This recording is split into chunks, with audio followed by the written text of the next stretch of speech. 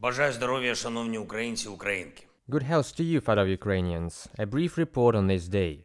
First, the front line. I started the day with a conference call with the military, intelligence and government officials. The situation on the front line. Defense positions. Advancement.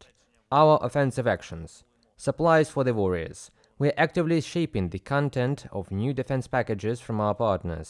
More news to come. Second, I would like to highlight our cooperation with Germany. Step by step, our agreements with Mr. Chancellor Scholz are being implemented. 2 new IRIS-T launching stations have been delivered to Ukraine. This is a powerful and much-needed air defense system. Thank you, Germany, for your help in protecting us from Russian terror.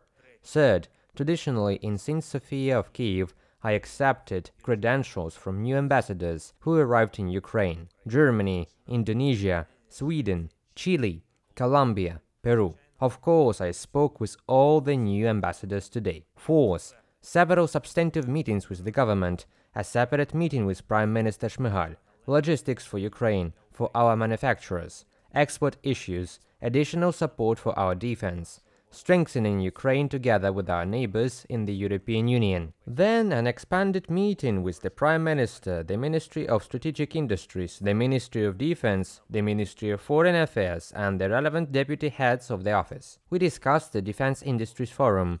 We are planning this event for the autumn. It will be the first time such a large-scale event will be held at the level of the state, Ukrainian and foreign arms manufacturers, our power, the power of our partners, the entire world which is interested in ensuring this international law and humanity have an appropriate arsenal of defense against any terror. The world can be united by this format of cooperation as well. We plan the forum to be first track record of our defense industry, to demonstrate what we already know how to produce, to consider what we can add to our capabilities, in particular through the creation of new production facilities in Ukraine, through localization with partners. And of course, we have to give a new security impetus to everyone in the world who values their statehood and freedom as much as we do.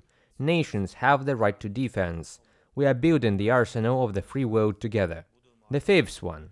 As always, I am grateful to all those who are fighting for Ukraine and working for its defense. Thank you to each and everyone. I would like to particularly mention the warriors of the 117th Separate Mechanized Brigade, Orikhiv Direction. Thank you for your strength, warriors. There is much to be grateful for to the special forces who defend the northern regions of our country. Junior Sergeant Kirill Melnik and Captain Artem Chastikov.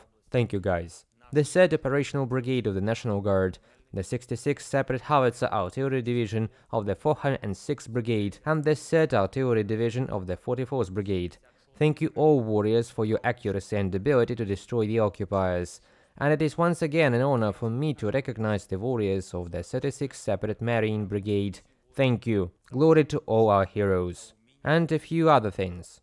By my decree, the National Security and Defense Council's decision on the results of the inspection of military commissars and the work of recruitment centers in general has been put into effect. The leadership will be completely replaced. Warriors who have actually been in combat, who really understand how and who should be selected for our defense and security forces, these are the warriors who will manage the work of territorial recruitment centers. This system needs dignity. This system needs rationality.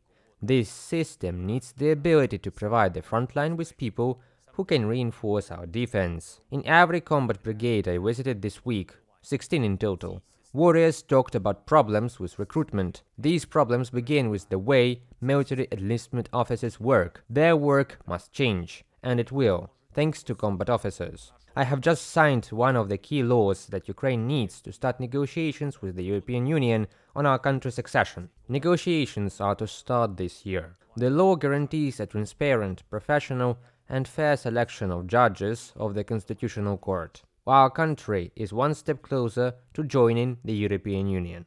Glory to Ukraine!